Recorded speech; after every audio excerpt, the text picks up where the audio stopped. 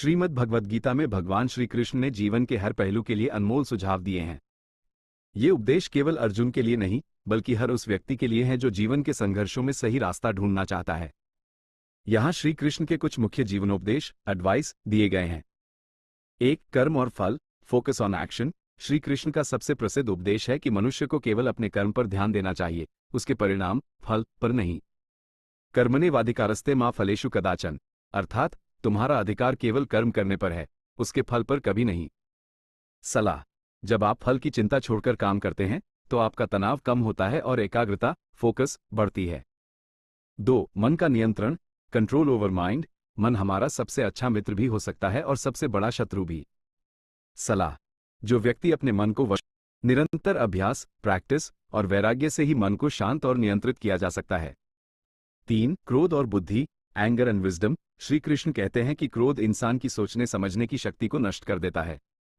सलाह, क्रोध से भ्रम पैदा होता है, भ्रम से बुद्धि व्यग्र होती है, और जब बुद्धि काम करना बंद कर देती है तो इंसान का पतन निश्चित है। इसलिए कठिन परिस्थितियों में भी धैर्य बनाए रखें।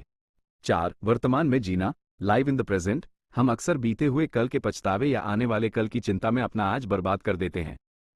सलाह, जो बीत गया उसे बदला नहीं जा सकता और भविष्य अभी आया नहीं है। जो हो रहा है वह अच्छे के लिए हो रहा है और जो होगा वह भी अच्छा ही होगा, इसलिए वर्तमान का आनंद लें। 5. अपनी पहचान, सेल्फ आइडेंटिटी। श्री कृष्ण हमें याद दिलाते हैं कि हम ये शरीर नहीं बल्कि एक अजर अमर आत्मा हैं। सलाह, डर, लालच और मोह का मुख्य कारण शरीर से जुड़ाव है।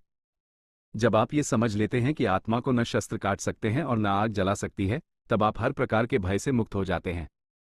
एक नज़र में मुख्य बातें विषय श्री कृष्ण की सलाह सफलता निरंतर अभ्यास और अनुशासन से ही प्राप्त होती है।